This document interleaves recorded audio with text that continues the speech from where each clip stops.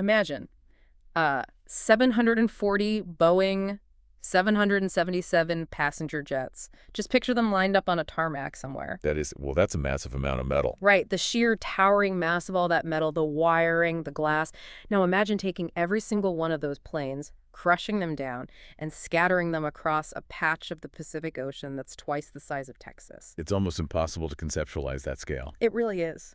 But that mind-boggling weight, which is over 100,000 tons, by the way, is the current mid-range estimate of the plastic trapped in the Great Pacific Garbage Patch right now. And, well, the terrifying part is that it is actively breaking down. It is shattering, literally.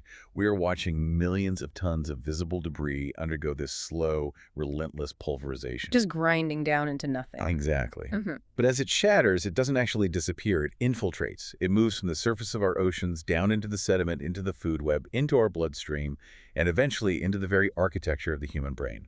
Welcome to the Deep Dive. Today, we are stripping away the glossy, feel-good headlines you might have seen about, cleaning up the oceans. Right, the stuff that looks great on social media. Yeah, exactly. We're looking past that to the layered, gritty reality of the global plastic pollution crisis. We have a massive stack of data today, including a comprehensive March 2026 update on the state of ocean technology and human health. Our mission today is to figure out what you and I are actually fighting. And I think it's important to note that this is no longer just a conservation issue. I mean, saving turtles and seabirds is incredibly vital, of course, but the data we are looking at today fundamentally shifts the paradigm. Because it's about us now, too. Exactly. This is a story of cutting-edge aerospace engineering applied to the ocean surface. It's a story of advanced cellular biology, of global economics, and perhaps most terrifyingly, it's a race against the clock. A ticking time bomb. Yes, because we're dealing with macro-level pollution that is actively degrading into micro and nano-level biological threats as we speak. Okay, let's unpack this by starting with the macro, the big stuff. Now, the name that has become totally synonymous with this fight is Boyan Slat. Right, the founder of the ocean cleanup. Yeah, back in 2013, he was just an 18-year-old kid who went scuba diving, saw more plastic bags than fish, and decided to found a nonprofit. You know, the audacity of an 18-year-old deciding to engineer a solution to a planetary crisis is just remarkable. It's wild. But the ambition of the ocean cleanup, which is often abbreviated as TOC in our sources, has only scaled up since then. Immensely.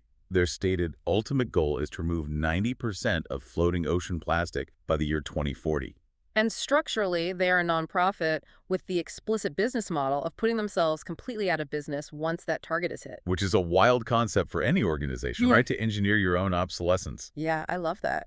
But to actually pull that off, you need hardware. Serious, massive hardware. The current flagship ocean technology they have deployed as of early 2026 is called System 03. And the scale of System 03 is just staggering. Just to paint a picture for you listening, imagine a U-shaped floating barrier that is 2.2 kilometers long. It is essentially a giant artificial coastline drifting out in the open ocean with this massive retention zone at the center of the U-shape to trap the plastic. And the mechanical elegance of System 03 is how it leverages the physics of the ocean itself. I mean, it isn't just a giant net being dragged violently behind a boat. Right, which was a huge criticism of earlier ocean cleanup ideas. Exactly. It works with the natural ocean currents.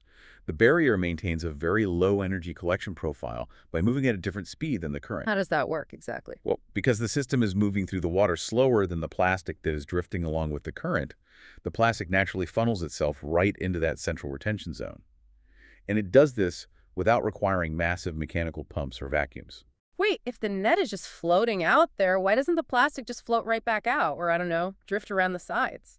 The ocean is unimaginably huge. You can't just drop a 2-kilometer barrier in the Pacific and hope the trash wanders into it. You hit on the exact engineering hurdle they faced in their early iterations.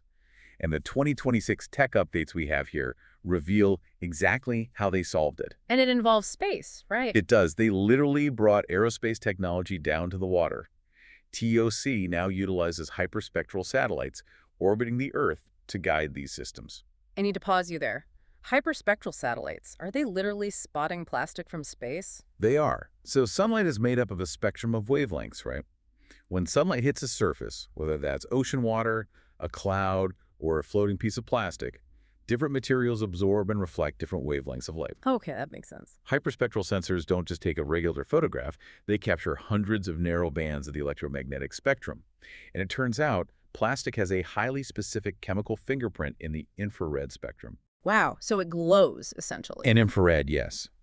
These satellites look down and detect that precise infrared signature against the background of the water. That is mind-blowing. They can see the chemical signature of a floating plastic crate from orbit. They can. And then they gather that satellite data and combine it with AI-powered infrared drones that fly directly over the ocean, scanning 24/7. So they have drones out there, too. Yes, and all of this massive data intake feeds into an Amazon Web Services AI system designed for predictive plastic navigation. So it's doing the math on where the trash is going to be. Exactly. The support vessels attached to System 03 don't just drift aimlessly anymore. They actively steer the barrier to these mathematically predicted high spots. That's incredible. By actively targeting dense accumulations rather than just sweeping empty water, they have boosted their collection efficiency by over 60%. So they have the open ocean covered with these massive AI-guided synthetic coastlines. But there's a second prong to this attack. The data details their river tech, specifically a family of machines called interceptors. Right, the river systems. Yeah, there's the 006 trash fence, the 020 model. These are anchored directly in rivers and urban gullies to catch the waste before it ever reaches the open ocean. And the operational stats on those are huge. Over 50 million kilograms of plastic removed in total, with a record 25 million kilograms extracted in 2025 alone. The dual strategy is completely non-negotiable for them. The ocean systems, like System 03, are out there handling the legacy pollution. Meaning the old stuff. Right, the trash that has been circulating in the Pacific for years, sometimes decades. The river interceptors, on the other hand, are designed to intercept the flow.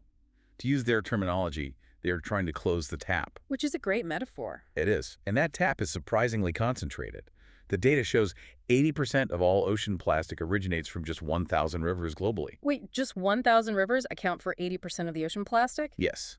To tackle this, TOC launched a 30 cities program aimed at cutting 1/3 of the global river plastic inflow by 2030, specifically by targeting these major urban choke points. Okay, I understand the strategy, but I have to push back a little here. Think about it like a flooded bathroom. Okay, flooded bathroom. Yeah. If a pipe bursts and your bathroom is flooding, you don't start by grabbing a mop and working on the floor. You reach in and turn off the faucet. Right. Is this operation spending way too much time, money, and, venture capital out in the middle of the ocean mopping the floor instead of just focusing every single dollar on turning off that river faucet? The flooded bathroom analogy perfectly encapsulates the most common critique of this entire endeavor. Turning off the faucet seems like the absolute most rational first step. Because it's the source. Exactly. But the ocean is not a bathroom floor. When water sits on tile, it just sits there. When legacy plastic sits in the ocean, it actively decays. I see. Becomes increasingly toxic. The reason they cannot abandon the ocean to focus purely on the rivers is that the macroplastic currently floating out there is highly unstable.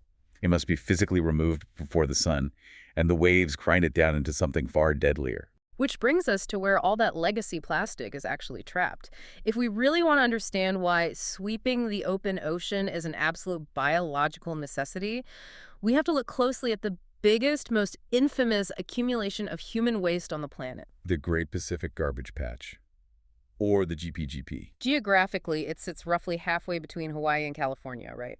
Trapped inside the North Pacific subtropical gyre. Let's actually talk about what a gyre is, because the scale here is really hard to conceptualize. Well, it covers 1.6 million square kilometers. That is twice the size of Texas. It is 3 times the size of France. It's massive. And as we established at the top of the show, it holds an estimated 100 million kilograms of plastic.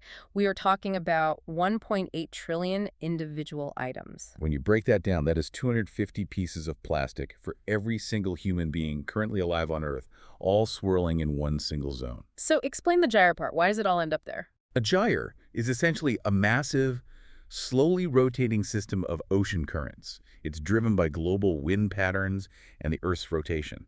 Think of it like a slow-motion whirlpool on a planetary scale. Okay, a slow whirlpool. Right. And it acts as a conveyor belt that catches and traps highly buoyant, low-windage debris. And this is where we really have to dismantle a very persistent, cartoonish myth. The trash island myth. Yes. When you hear garbage patch or trash island, the brain naturally pictures a solid floating landfill. People imagine a raft made of soda bottles and grocery bags that you could physically walk across. Right, like an actual island of garbage you could plant a flag on. I remember seeing fake photos of that online years ago. The reality is much more diffuse and, honestly, much harder to clean. It is a massive, highly dispersed soup. Even in the absolute densest areas of the patch, you might only see one piece of plastic every few meters. Really? So you could sail through it and not even realize? You can sail right through the middle of it and just think the ocean looks a little bit dirty today. It is the vast, staggering square footage of the area, combined with the concentration relative to the empty open ocean around it, that makes the total mass so astronomically high. And what exactly is floating in this soup? Because the composition data totally shattered my assumptions when I read it. Microplastics, so the tiny fragments, make up 94% of the actual count of items. But the big stuff, the macro and megaplastics, make up 92% of the mass. That distinction right there between count and mass is the absolute key to the whole cleanup strategy. Trillions of pieces are tiny, but almost all the actual physical weight floating out there is tied up in large, heavy items. And where are those large items coming from? Well, the origin of those large items challenges everything we assume about ocean pollution. 46% of the mass consists of ghost nets, commercial fishing ropes, and buoys. Almost half is just fishing gear. In total, 75 to 86% of the plastic in the Great Pacific Garbage Patch comes directly from at-sea fishing activities, specifically from commercial fleets operating out of Japan, China, Korea, and the USA. That is wild. Some of this gear has been circulating for an eternity.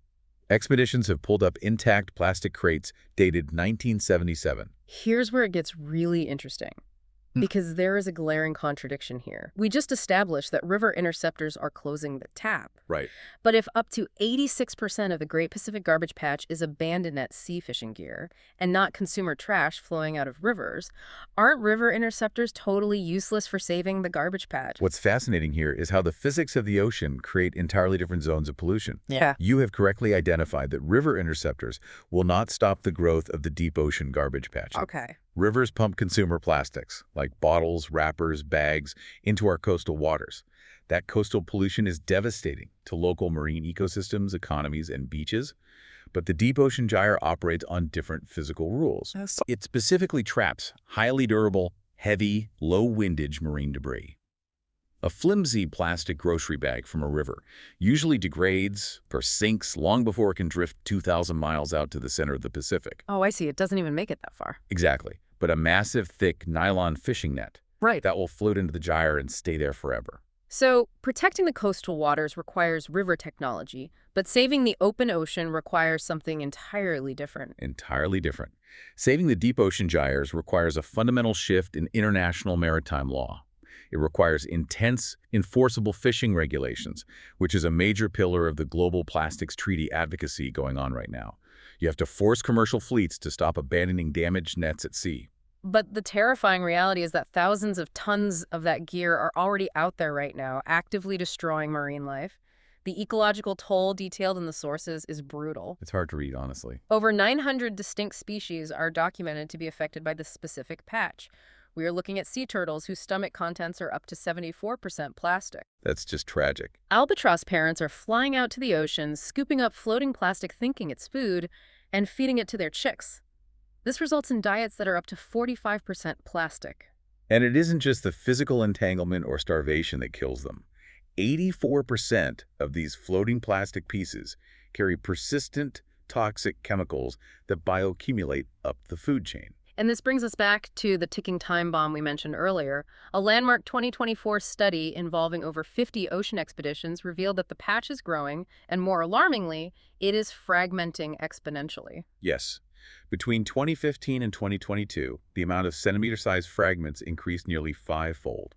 The concentration of microplastics jumped from 960,000 items per square kilometer to over 1.5 million items. Because it's breaking down, the sun is just baking it? Ultraviolet radiation from the sun makes the plastic incredibly brittle.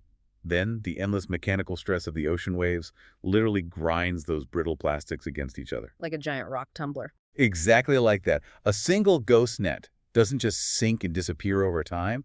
It fragments into millions of jagged, invisible pieces. Which moves us into the next, far more insidious layer of this crisis. We are dropping down from the macro scale to the micro scale. The invisible threat, microplastics. Right. By definition, we are talking about any plastic particle smaller than 5 millimeters, so roughly the size of a sesame seed, all the way down to microscopic. And they're generally divided into two categories based on how they originate. Primary microplastics are intentionally manufactured to be tiny. Like what? Think of the exfoliating microbeads that used to be in every single face wash. Or nurdles, which are the raw, pre-production plastic pellets that factories melt down to make larger products. Oh, right, nurdles. Yeah, massive spills of nurdles happen globally all the time. However, many countries are actively banning primary microbeads now. The far more overwhelming issue we face is secondary microplastics. Right, these are the fragments of the macroplastics we were just talking about in the ocean, but it is also the shedding from our daily land-based lives. This is where it gets very close to home. This part really got to me. The data notes that fibers from synthetic clothing and particles from tire wear are now dominating the new inputs of microplastics. It's just from us living our lives. Every time you throw a polyester shirt in the washing machine, thousands of microscopic plastic threads are flushed out the drain. And the tires. Every time you tap the brakes on your car at a stoplight, the friction literally tears microscopic rubber and plastic particles off your tires. It leaves an invisible cloud of plastic dust on the asphalt that washes straight into the storm drains when it rains. The scale of this daily shedding is almost impossible to comprehend. Mm. Globally, we are introducing between 19 and 23 million tons of plastic into aquatic systems every single year. Just staggering. The ocean surface alone is currently holding an estimated 82 to 358 trillion individual particles. Trillion, with a T. Yes, trillion. Yeah. And that is only the buoyant plastic floating on the surface. The heavier plastics, like the tire dust and the PVC, they sink. Down to the bottom. The 2025 and 2026 sediment estimates suggest that the ocean floor is currently holding between 1.5 and 4.7 billion tons of microplastic globally. It is truly everywhere. They have cored into Arctic ice and found it. They have dredged the Mariana Trench and found it.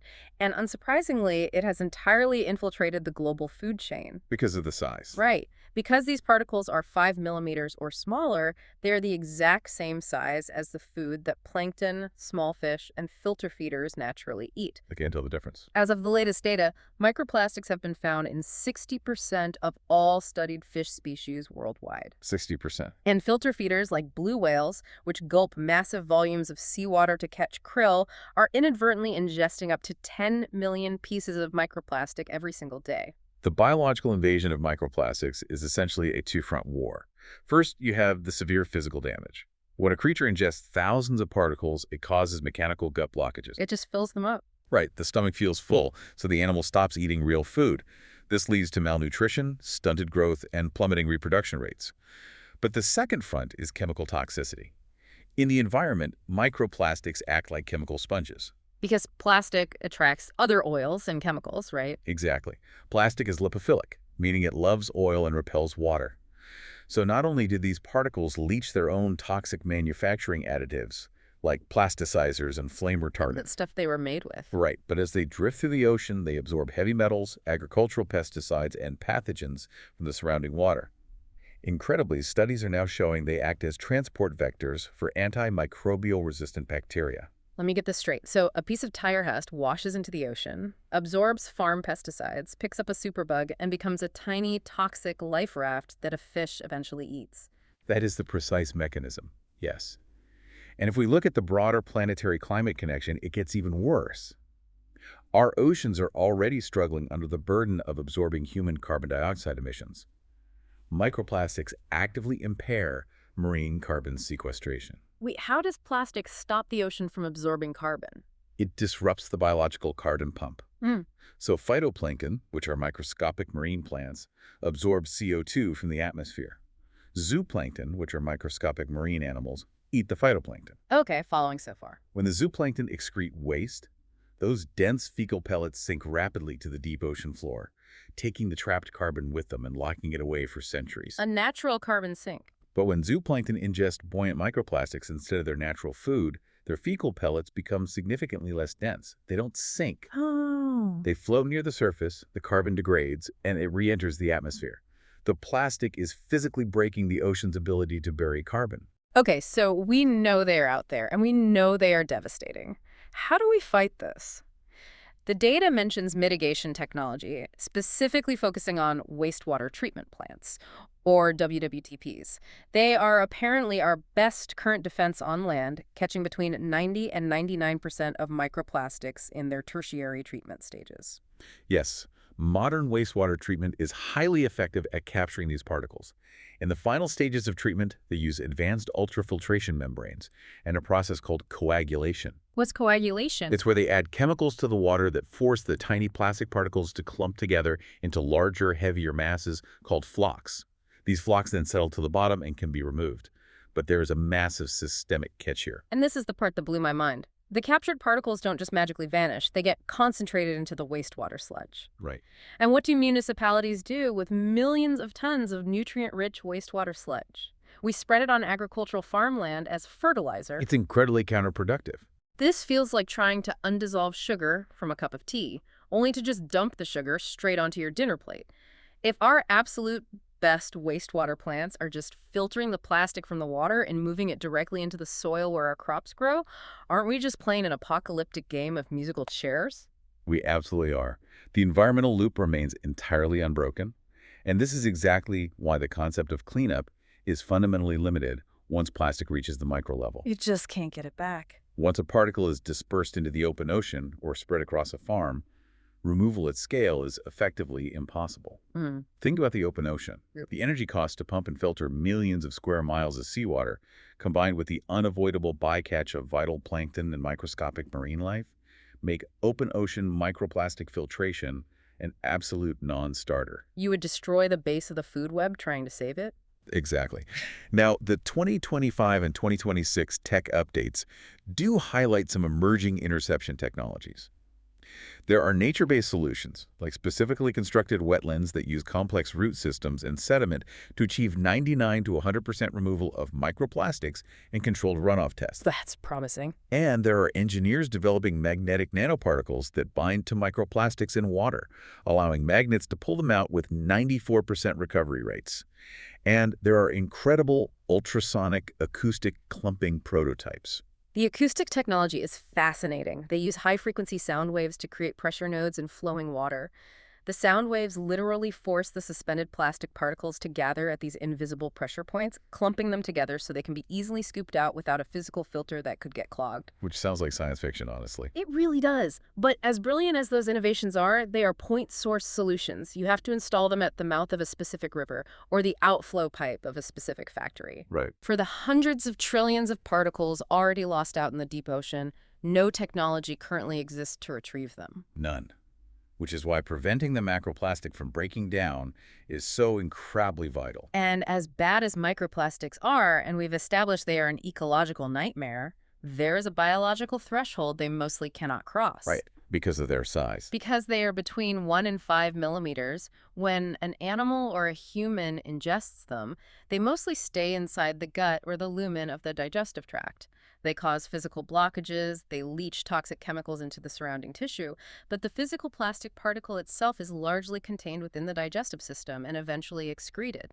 Mostly, yes. But what happens when those microplastics break down even further? What happens when they become so infinitesimally small that human biology's most sacred defense mechanisms simply cannot recognize them as a physical object to keep out? You're referring to the ultimate breakdown product, nanoplastics. I am. The data literally labels them the final boss of the plastic pollution crisis. We are talking about particles smaller than 1 single micrometer. In many cases, smaller than 100 nanometers. They are unimaginably small. For context, a strand of human hair is about 80,000 nanometers wide. These are the absolute limit of mechanical and UV degradation. To truly grasp the threat of nanoplastics, Yeah. you have to understand the detection challenge that blinded science for so long. Standard optical microscopes completely fail to see them. Because they're too small. They are literally smaller than the wavelength of visible light. For decades, we simply didn't know the true scale of human exposure because we literally lacked the physical tools to observe it. It requires highly advanced, extremely expensive analytical chemistry. The techniques mentioned in our sources are PyGCMS, which stands for pyrolysis gas chromatography mass spectrometry, and Raman spectroscopy. Let's demystify those, because the technology is the only reason we know about this threat today. Please do. So PyGCMS involves taking a microscopic sample and superheating it, which is the pyrolysis part, until it vaporizes. Then, you pass that vapor through a gas chromatograph to separate the different molecules, and a mass spectrometer weighs those molecules to tell you exactly what kind of plastic you are looking at. That sounds intense. It is. Raman spectroscopy, on the other hand, involves shooting a highly focused laser at a sample. The light from the laser interacts with the chemical bonds of the material, and the way the light scatters back creates a unique, readable molecular fingerprint. And when researchers finally pointed these lasers at our daily lives, the results were horrifying. Let's talk about something most people do every day. Drink bottled water. This is where the data gets very personal. When researchers applied this advanced spectroscopy to standard store-bought bottled water, they found that nanoplastics absolutely dominate. They account for 90% of the roughly 240,000 plastic particles found in a single liter of bottled water. 90%. When you take a drink, you are flushing hundreds of thousands of invisible plastic shards into your stomach. And this is where biology breaks down. Because of their submicron size, nanoplastics do not stay in the digestive tract. They are small enough to bypass the highly evolved cellular barriers designed to keep toxins out of our most vital organs. They just slip right through. The peer-reviewed 2025 and 2026 data confirms this definitively. They cross the gut lining, they enter the bloodstream, they cross the placenta into unborn fetuses, they cross the blood-brain barrier. They've even been documented entering the nuclei of human cells, where our DNA resides. The neurological impact detailed in this data made me stop reading and just stare at the wall. It's sobering. By 2024, researchers studying the human frontal cortex found nanoplastic concentrations hitting a median of 4,917 micrograms per gram of brain tissue.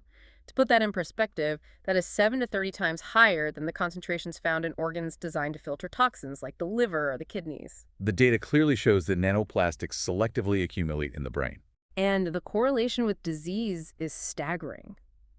In patients with dementia, those nanoplastic concentrations were found to be up to 10 to 50 times higher in the cerebrovascular walls compared to healthy brains. 10 to 50 times.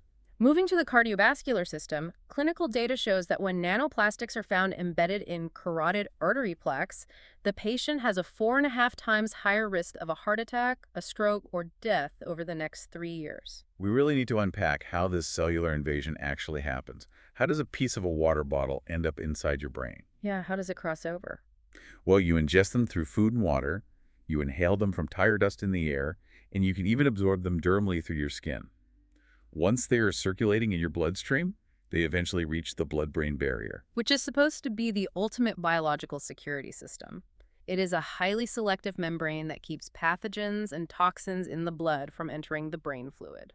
Think of the blood-brain barrier like a massive brick wall guarded by security. The nanoplastics breach this wall in two ways. First, through a process called endocytosis. Endocytosis. Yes.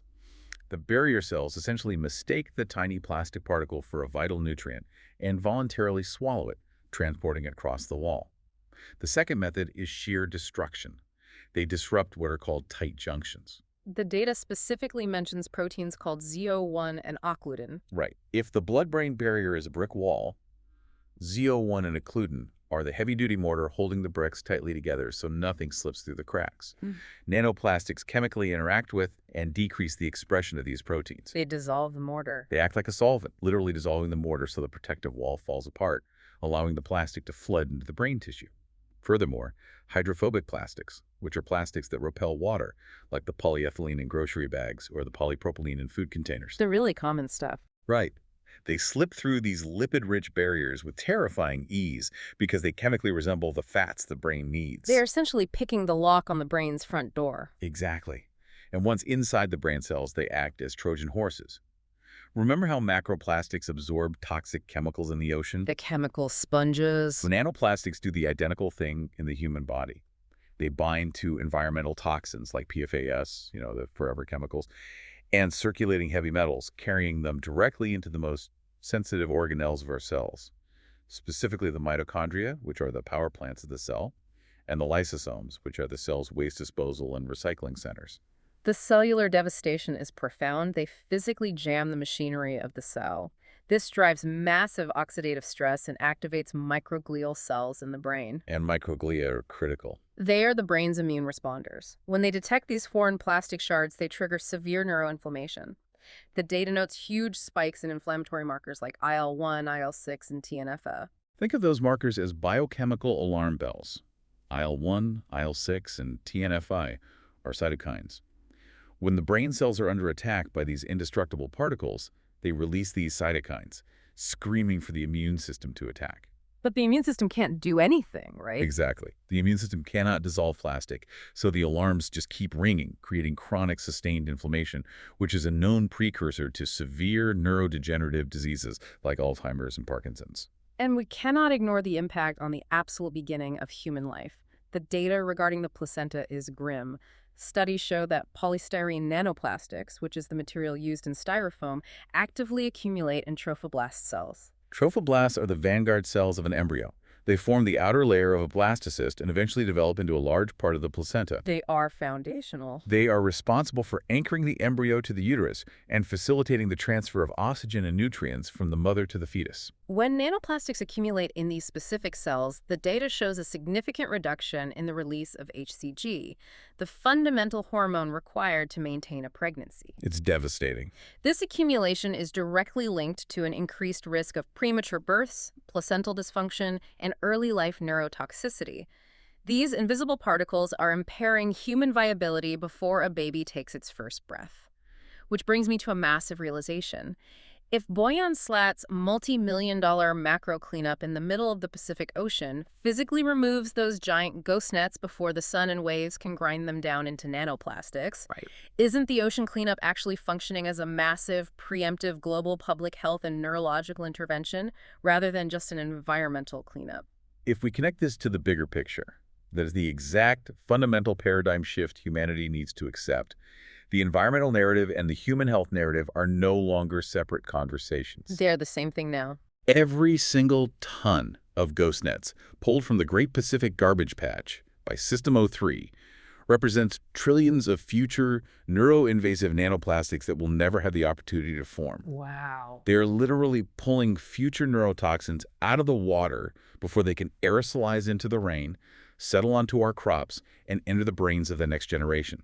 It is a direct mechanical intervention in future human biology. But given the sheer scale of what we've discussed, the trillions of particles already dispersed, the billions of tons buried in the sediment, and this terrifying biological reality occurring right now inside our cells, how on earth do we actually solve this economically and systemically? That is the multi-trillion-dollar question. Because passion, brilliant 18-year-olds, and nonprofits are great, but fighting a global industry requires monumental economic infrastructure. Which brings us to the economics, the hard limitations, and the only real systemic solution left. Let's objectively look at the limitations of the ocean cleanup. Okay, let's look at the numbers. Operating high-tech heavy machinery in the open ocean is staggeringly expensive. Historically, running their support vessels cost between $15,000 and $20,000 every single day. Per day. That's a massive burn rate. The ocean is corrosive, the weather is unpredictable, and equipment breaks. Even their internal modeling admits that achieving a 100% cleanup of the oceans within 10 years is simply unrealistic. Right, and their business model is entirely reliant on massive, continuous capital injections. They are funded by corporate partners like the shipping giant Maersk, philanthropic donations from bands like Coldplay, massive internet crowdfunding like the Team C's campaign, and huge institutional grants. Like the $121 million they secured from the Audacious project in 2026. Exactly. But there are alternative market-driven models emerging in this space to address the funding gap. We are seeing the development of plastic credits. Modeled directly after the carbon credit market. Right, where heavily polluting corporations essentially pay a fee per ton of plastic removed from the environment to offset their own footprint. There are organizations licensing interception technology, companies selling premium, high-efficiency filtration systems to municipal water districts, and direct government infrastructure contracts being awarded. And despite the daily operating costs, the actual cost-benefit analysis of what TOC is doing in the ocean is incredibly strong. There was a major debate for years about whether dragging giant nets through the water was harming marine life more than the plastic itself. I remember that debate. But a 2025 peer-reviewed study proved definitively that TOC has a net environmental benefit. Simply put, the mechanical act of cleaning the ocean, even with some minor bycatch, harms marine life far, far less than leaving millions of tons of toxic fragmenting plastic out there to slowly poison the entire food web. That makes intuitive sense, but it's good to have the data. The modeling shows that cleaning up just 80% of the Great Pacific Garbage Patch would restore safe living levels for marine mammals in that region. And when you look at the economic modeling for completing the job, the numbers are surprisingly achievable. Timeline projections show that, operating at their current performance metrics, the entire Great Pacific Garbage Patch could be cleaned for approximately $7.5 billion over 10 years. And with optimizations. With anticipated technological optimizations and fleet scaling, that cost could drop to roughly $4 billion over 5 years. $4 billion. That sounds like a lot to a normal person, but in global economics, that is nothing. That is a fraction of what a single major tech company spends on stock buybacks in 1 quarter. We could clear the largest accumulation of ocean plastic on Earth for the price of a minor corporate merger. It is entirely financially feasible. The capital exists. But we have to be ruthlessly clear about the reality of the math.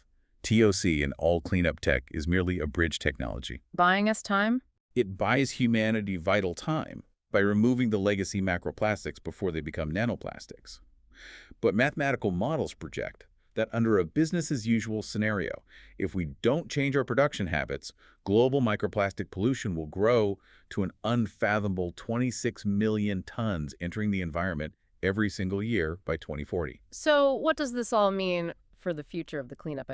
Is TOC's insistence on remaining a pure nonprofit actually a strategic weakness? How do you mean? If the global market for recycled ocean plastic is projected to be worth $3.5 billion by 2034, wouldn't a ruthless, profit-driven capitalist approach scale much faster?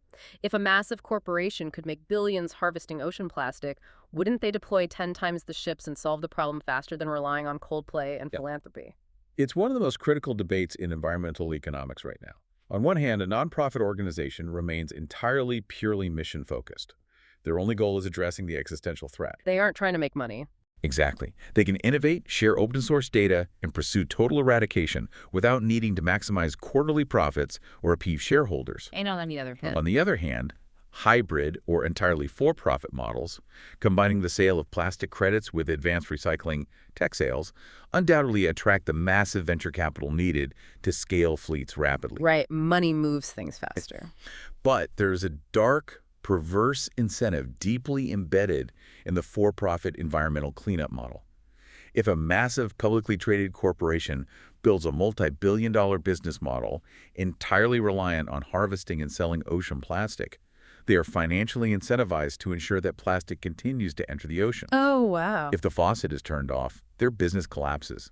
They need a constantly replenished, lucrative mess to clean up to satisfy their investors. The old pharmaceutical adage, there's no money in the cure, only the treatment. Right. But applied on a planetary ecological scale, they would literally lobby against banning plastics because plastic is their raw material. Precisely.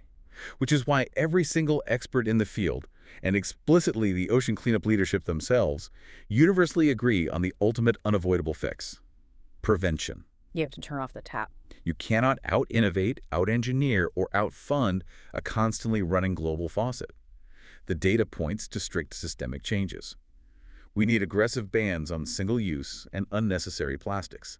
We need mandated circular product design where items are engineered to be infinitely reusable or genuinely biodegradable. The data also highlights EPR, extended producer responsibility, meaning forcing the massive petrochemical and consumer goods companies that manufacture the plastic to pay the physical and economic costs of its end-of-life processing, rather than offloading that cost onto local taxpayers and municipal recycling programs. Yes, shifting the economic burden back to the creator. And ultimately, it requires the strict enforcement of the Global Plastics Treaty, establishing binding international laws on production caps and fishing fleet accountability.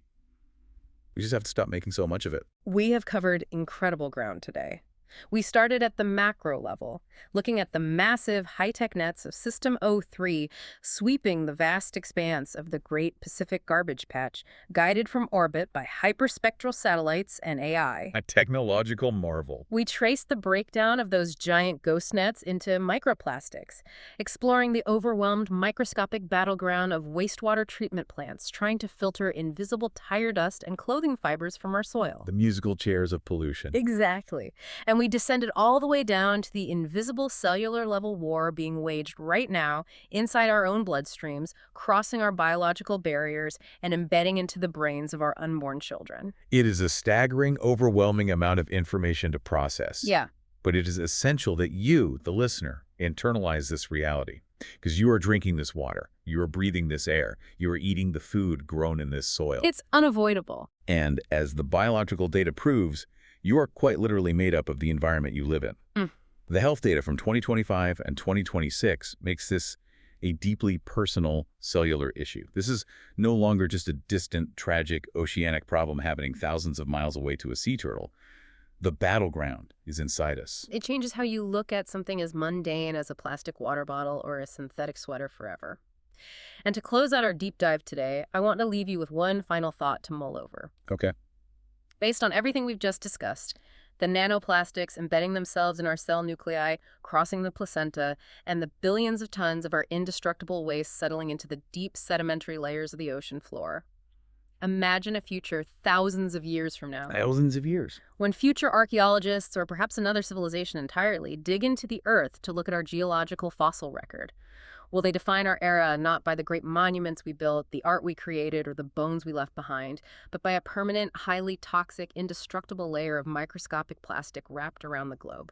This raises an important question about the permanent geological legacy of our entire species. Thank you for joining us on this deep dive. Keep questioning the world around you, and we'll see you next time.